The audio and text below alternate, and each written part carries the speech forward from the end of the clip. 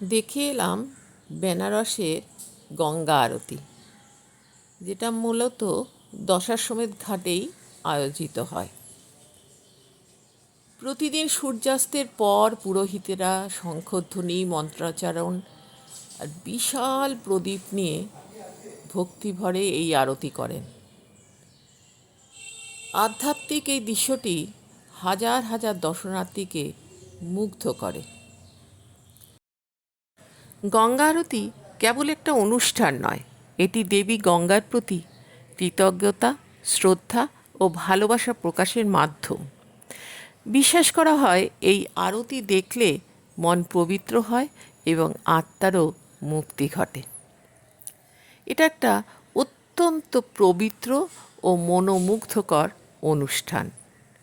সন্ধ্যার গঙ্গার বুকে প্রদীপের প্রতিফলন, মন্ত্রোচ্চারণ এবং শঙ্খের শব্দে পুরো পরিবেশটি অলৌকিক হয়ে ওঠে। বিশ্বজুড়ে হাজার হাজার মানুষ এই দৃশ্য দেখার জন্য বারাণসীতে ভিড় করেন।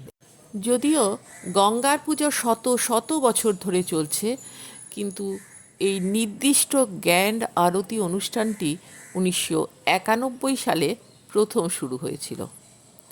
কলকাতাতেও গঙ্গা আরতির অভিজ্ঞতা দেখা যায়। বাবুঘাটে এই ধরনের আরতি হয়। প্রথমে শঙ্খধ্বনি হয়। এটি সূচনার প্রতীক এবং পবিত্রতা ও ইতিবাচক চিহ্ন বহন করে। এরপর ধূপ পোড়ানো, বাতাস পরিশুদ্ধ করতে এবং ঐশ্বরিক আশীর্বাদ আহ্বান করতে সাহায্য করে। পিতলের প্রদীপ, শিখা, বহু স্তর বিশিষ্ট এই প্রদীপগুলো আলো এবং পবিত্রতার প্রতীক। পবিত্র স্তোত্রপাঠ যে করা হয়, বৈদিক মন্ত্রের সাথে ধ্বনিতে বাতাসে মুখরিত হয়ে ওঠে, যা এক আধ্যাত্মিক আবহ সৃষ্টি করে। যদিও খুব খারাপ লাগছে, আমি এই ভিডিওতে গঙ্গার স্তব, গঙ্গার গান বা মন্ত্রোচ্চারণ কোনোটাই দিতে পারলাম না। তার কারণ আমি যতবারই ওটা দিয়ে পোস্ট করতে যাচ্ছি আমাকে ইস্যু ধরিয়ে দিচ্ছে। তাই আজকে এভাবেই গঙ্গা আরতির ভিডিওটা করতে বাধ্য হলাম। আশা করি ভালো লাগবে সবার।